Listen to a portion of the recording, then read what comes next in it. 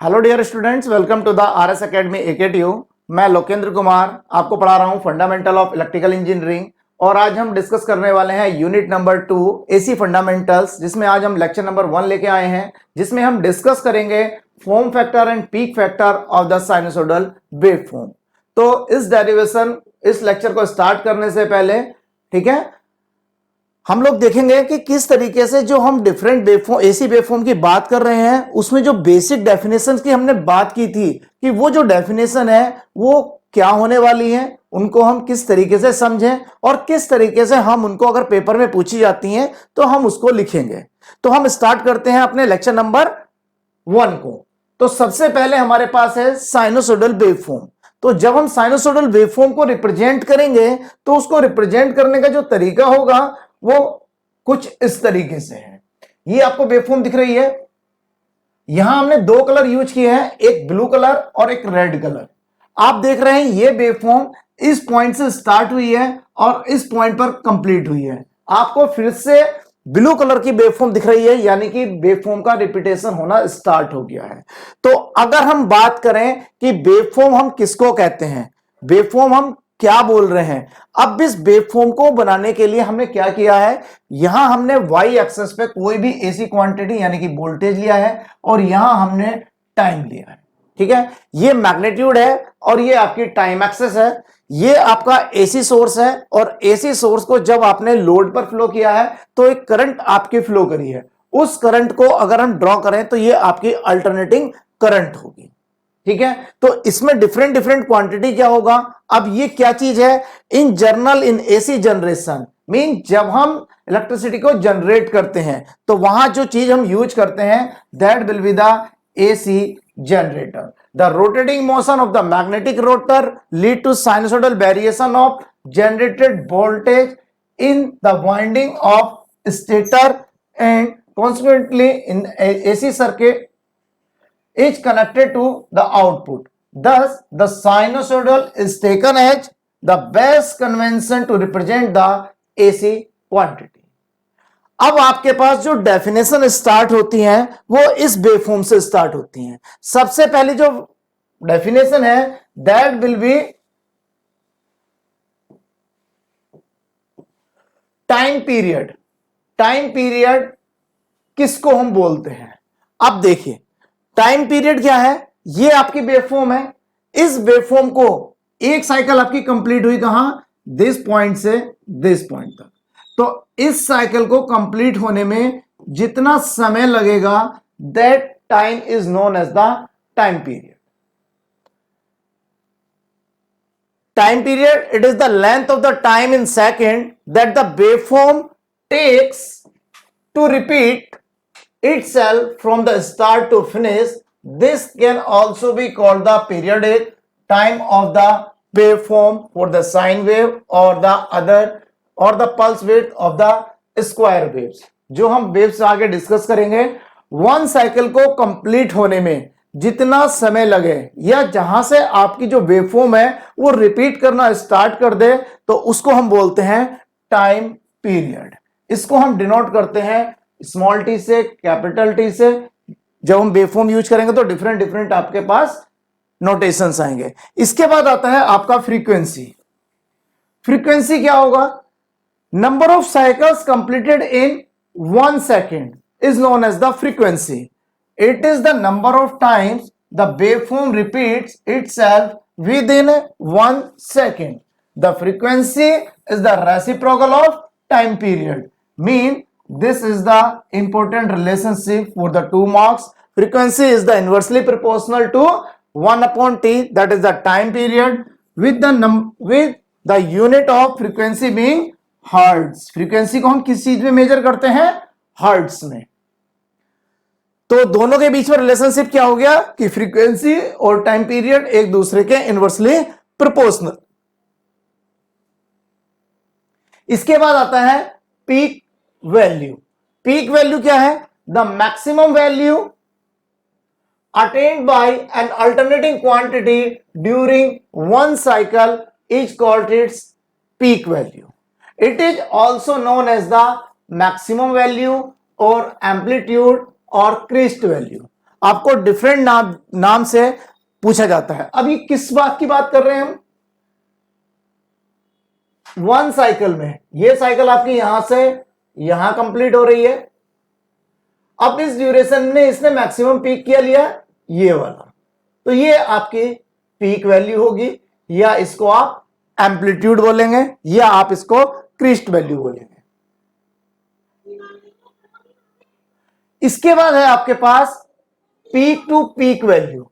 The sum of positive and negative peak value is known as peak to peak value and it is expressed as IPP और BPP। ये क्या है? अब देखिए, ये positive peak है, ये नेगेटिव पीक है।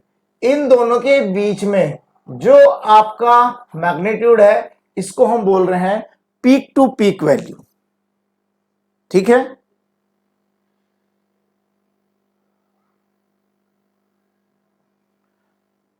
नेक्स्ट, एवरेज और mean value. The sum of all instantaneous values divided by number of values taken over that interval is known as the average value. आप एवरेज वैल्यू कैसे calculate करते हो? Suppose कीजिए आपके पास एक series है जिसमें नंबर्स हैं आपके 1 2 3 4 5, और आपसे कहा जाए कि आप इसका एवरेज कैलकुलेट कीजिए, तो एवरेज कैसे कैलकुलेट करेंगे हम?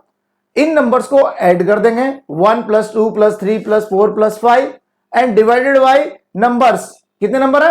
1 2 3 4 5 नंबर्स है, 5 से डिवाइड कर देंगे तो हम एवरेज कैलकुलेट कर लेते हैं। लेकिन यहां जो हमारे पास वैल्यूज होंगी वो एक वेवफॉर्म की फॉर्म में होंगी, तो उस वेवफॉर्म का एवरेज कैसे हम कैलकुलेट करेंगे? तो उसके लिए जो हम फॉर्मूला यूज करेंगे दैट इज V एवरेज या I average equal to 1/T 0 to T V into dt. If the alternating quantity is represented by a curve, then the average value is the average height of the curve. The average height of the any curve can be found by dividing the area under the curve by the length. ठीक है? तो हमें ये definition अगर पूछी जाती है तो ये लिखनी पड़ेगी, और आपको V एवरेज, ठीक है, V एवरेज का जो फॉर्मूला हम यूज करेंगे वो ये यूज करेंगे। इसके बाद दूसरी वैल्यू है इफेक्टिव और RMS वैल्यू। RMS वैल्यू का मतलब है रूट मीन स्क्वायर। ठीक है? अगर हम मैथमेटिकली बात करें तो हम रिप्रेजेंट करते हैं V RMS is equal to √ 1/T 0 to T V square into dt. An alternating current will deliver to a resistance the same power as a direct current of value equal to the RMS or effective value of the alternating current. The RMS value of an alternating current is defined as the square root of the average of I square during a complete cycle, where I is the instantaneous value of the alternating current. अब ये तो आपकी definition की बात हो गई। अब जो चीज यहां लिखी हुई है पहली लाइन में, an alternating current will deliver to a resistance the same power as direct current of the value equal to the RMS or effective value of the alternating current. अब इस लाइन का मतलब क्या है? हम बोल किसको रहे हैं? तो हमने क्या किया, एक रेजिस्टेंस लिया है दिस, इसको एक डीसी सोर्स से अप्लाई किया। सपोज कीजिए इसका मैग्नीट्यूड E है और इसकी वैल्यू R है। यहां से एक करंट फ्लो करेगी। सेम रेजिस्टेंस को हमने एक एसी सोर्स पे अप्लाई किया हुआ है जिसका रेजिस्टेंस R है। ठीक है? जब हमने I फ्लो किया इस सर्किट से तो हमारे पास E की वैल्यू भी नॉन थी, R की वैल्यू नॉन थी। अब हमें I की वैल्यू मिल जाएगी, I इज इक्वल टू हो जाएगा आपका E/R। अगर हम टाइम को मेजर कर लें, टाइम हमें पता हो कि इतने टाइम के लिए सर्किट में करंट फ्लो करी, तो यहां से आपके पास I² डेवलप होगी। ठीक है जी?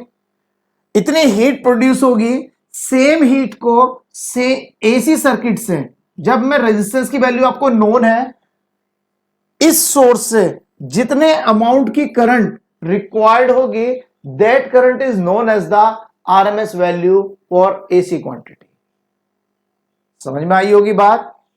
डीसी सर्किट में जो अमाउंट करंट का आपने प्रोड्यूस किया, सेम अमाउंट के पावर, सेम अमाउंट की हीट को प्रोड्यूस करने के लिए एसी सर्किट में जितने अमाउंट की करंट आपके रिक्वायर्ड होगी, that current amount will be the RMS value. अब इसके बाद आता है सिमेट्रिकल वेवफॉर्म। सिमेट्रिकल वेवफॉर्म हम किसको कह रहे हैं, अब उसको समझते हैं। सिमेट्रिकल वेवफॉर्म होने के लिए आपके पास तीन कंडीशन है। उन तीन कंडीशंस अगर कोई वेवफॉर्म सेटिस्फाई करती है तो वो वेवफॉर्म आपकी सिमेट्रिकल कहलाती है अबाउट एक्स एक्सिस। अब देखते हैं हम एक्स एक्सिस से सिमेट्रिक कौन सी है। अब देखिए ये आपके पास कोई साइनसोइडल वेवफॉर्म है। अगर मैं इसका टाइम पीरियड डिनोट कर लूं 0 t 2t, ठीक है जी। ये मैग्नीट्यूड आपका V0 और ये माइनस। अगर कोई साइकिल्स है, अब इसमें एक पॉजिटिव साइकिल और एक नेगेटिव साइकिल है, तो सबसे पहले हमने देखा क्या दोनों हाफ साइकिल के मैक्सिमम मैग्नीट्यूड इक्वल हैं। तो यहां मैक्सिमम मैग्नीट्यूड V0 है, ये भी आपका V0 है, इसका मतलब मैक्सिमम मैग्नीट्यूड इक्वल है। तो पहली कंडीशन, अगर आपके पास साइकिल्स हैं तो उनके जो हाफ साइकिल्स हैं उसका जो मैग्नीट्यूड है क्या वो सेम है। पहली कंडीशन इक्वल क्लियर हो गई कि वो सेम है। दूसरा, क्या हाफ साइकिल के जो टाइम पीरियड हम कंसीडर कर रहे हैं वो इक्वल है। तो टाइम पीरियड 0 से t और t से 2t, यानी कि t माइनस 0 यानी t और 2t माइनस t यानी कि t, यानी कि दोनों हाफ साइकिल्स के जो टाइम पीरियड है वो t के इक्वल है। इसका मतलब हमारी सेकंड कंडीशन भी क्लियर हो जाती है। अब थर्ड, क्या जो हमारी पॉजिटिव हाफ साइकिल्स है और नेगेटिव हाफ साइकिल्स है उनके जो आपके शेप्स हैं वो आइडेंटिकल और अपोजिट हैं। तो आप देख रहे हैं इसकी शेप इस तरीके से है और ये नेगेटिव में है, यानी कि आइडेंटिकल तो है और अपोजिट भी है। तो सिमेट्रिकल वेवफॉर्म होने के लिए ये तीनों कंडीशन आपकी सेटिस्फाई होनी चाहिए। अगर ऐसा है तो आपकी वेवफॉर्म जो होगी वो आपकी सिमेट्रिकल होगी। जब आपकी वेवफॉर्म सिमेट्रिकल होगी तो जब हम कंप्लीट साइकिल के लिए एवरेज वैल्यू कैलकुलेट करेंगे तो वो वैल्यू क्या आएगी, 0 आएगी। ठीक है ना। तो हम वो चीज डिस्कस करेंगे जब हम अपना डेरिवेशन ड्रॉ करेंगे। इसके बाद आपके पास है फॉर्म फैक्टर। ये आपका एक इंपॉर्टेंट पॉइंट है जिसको हमें याद करना है। ये आपका इंपॉर्टेंट है और यहां से आपके 2 नंबर का क्वेश्चन हर पेपर में जरूर बनता है। Form factor, it is the ratio of RMS value to the average value. ठीक है जी। इसका सिग्निफिकेंस क्या है, तो हम बात कर रहे हैं फॉर्म फैक्टर की। It is the ratio of RMS value to the average value, it is describe the shape of the waveform. तो फॉर्म फैक्टर को जो हम रिप्रेजेंट करते हैं that will be K F, और के एफ इक्वल टू होता है V R M S upon V average. और ये क्या आपको बताएगा, इसका सिग्निफिकेंस क्या है, ये आपको बताएगा कि आपकी जो वेवफॉर्म्स है वो डीसी के कितने इक्विवेलेंट है। मीन अगर उसकी वैल्यू 1 आती है that's mean this waveform is equivalent to the DC waveform. Next, peak factor, it is the ratio of maximum value to the RMS value and it is denoted by Kp, that is maximum value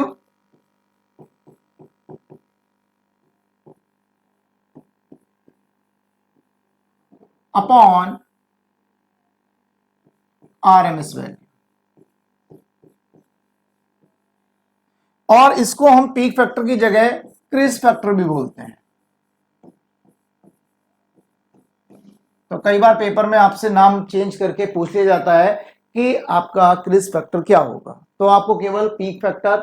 अब इसका significance क्या है, ये क्या बताता है, ये आपका बताता है कि आपकी कोई भी डिवाइस वो मैक्सिमम वैल्यू क्या होगी जिस पर वो सेफली ऑपरेट कर सके। मीन वो लिमिट बताएगी कि आपकी इस डिवाइस की मैक्सिमम लिमिट ये है, बियॉन्ड दैट लिमिट आपकी डिवाइस जो होगी वो आपका माल फंक्शनिंग करना ऑपरेट कर देगी।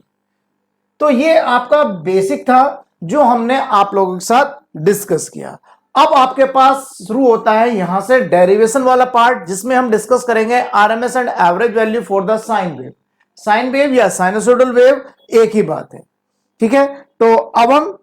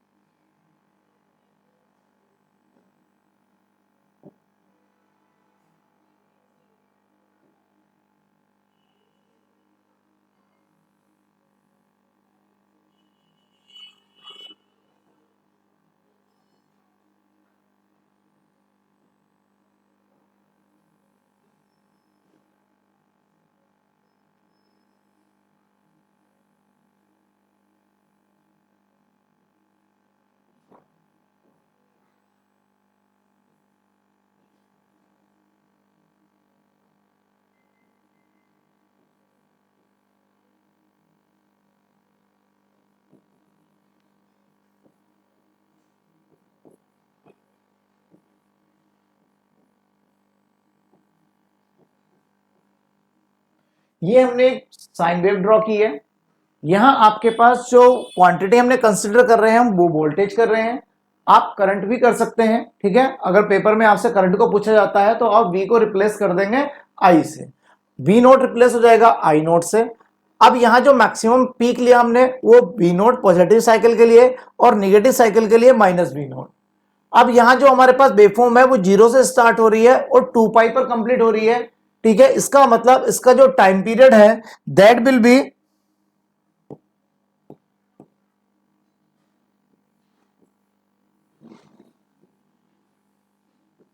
टी, ठीक है।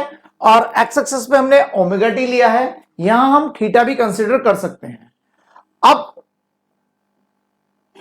जब भी हम इस टाइप की कोई भी शेप देखेंगे, ठीक है ना, तो हमें क्या ध्यान रखना है कि जो इंस्टेंटेनियस वैल्यू होगी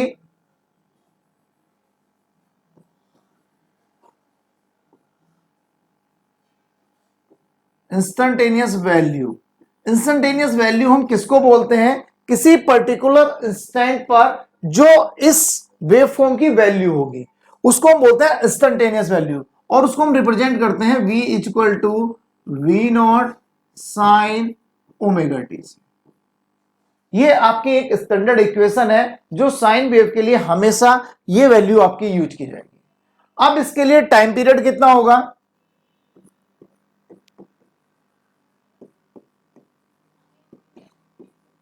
इज इक्वल टू 2। अब अगर मैं इस वेवफॉर्म के लिए एवरेज वैल्यू कैलकुलेट करता हूं तो एवरेज वैल्यू क्या होगी, v एवरेज इक्वल टू, मैंने आपको फॉर्मूला बताया था 1/t 0 to t v into D omega T. Time period है हमारे पास 2 पाई, 0 टू 2 पाई, v की वैल्यू है v naught sine omega T into D omega T. V naught integration से बाहर आ जाएगा, V naught upon 2 pi, sine का इंटीग्रेशन करोगे minus cos omega T, limit put करोगे 0 से 2 पाई, तो V naught upon 2 pi minus cos 2 pi plus cos 0। Cos 2 pi की वैल्यू 1 होगी,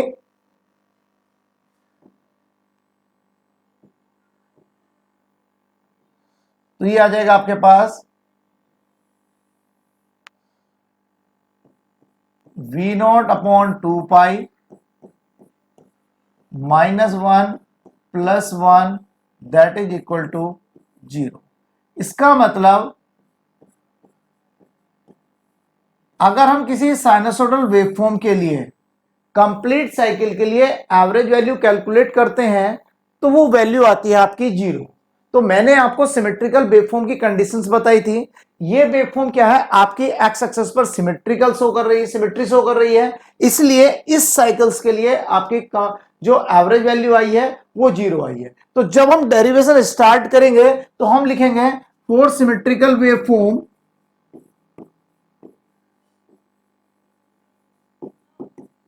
symmetrical waveform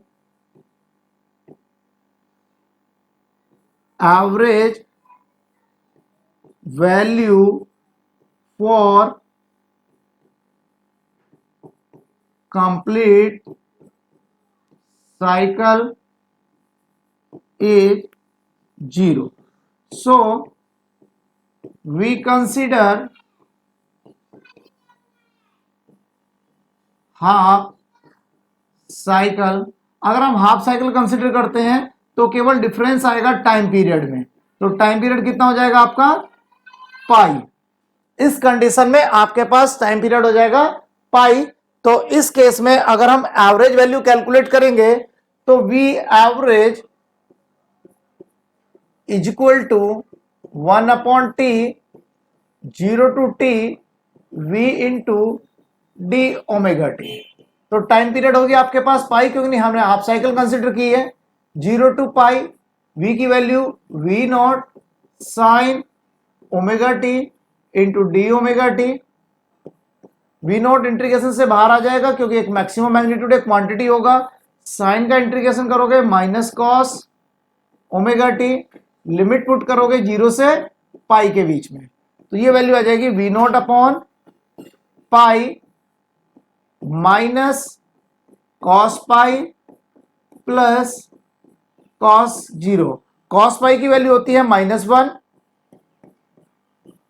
तो -1 कॉस 0 की वैल्यू होती है 1, तो ये वैल्यू आ जाएगी 2v0 upon pi. This is the v average for sinusoidal waveform when we consider the half cycle. ठीक है जी। अब हम अगर आरएमएस वैल्यू की बात करते हैं तो आरएमएस वैल्यू क्या होगी,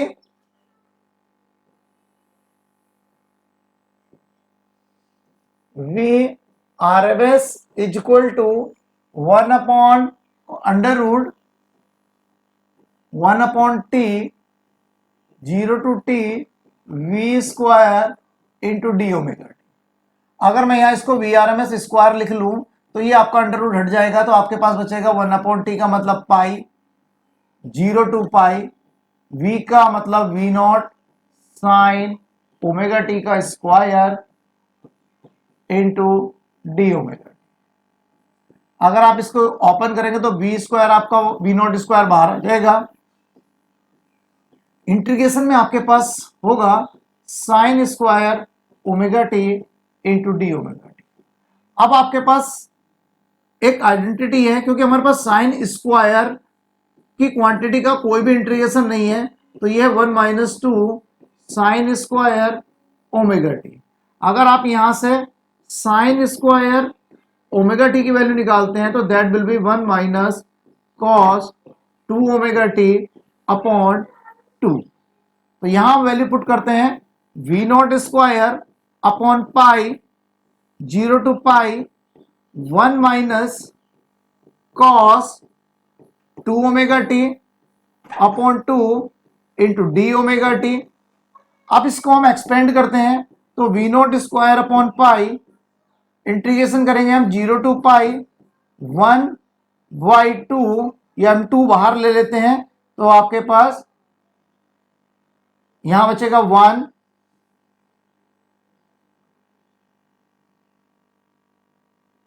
1 इंटू डी ओमेगा टी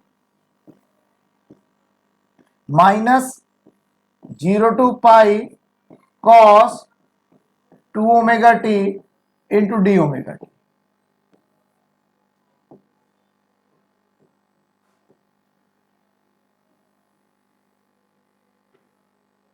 इसके बाद अगर हम इसको इंटीग्रेट करें आगे तो V naught square upon 2 pi, 1 का इंटीग्रेशन करोगे तो ओमेगा टी आएगा, एंड कॉस का करोगे तो ये आएगा sine 2 omega T upon 2, limit रखी जाएगी 0 से पाई के बीच में।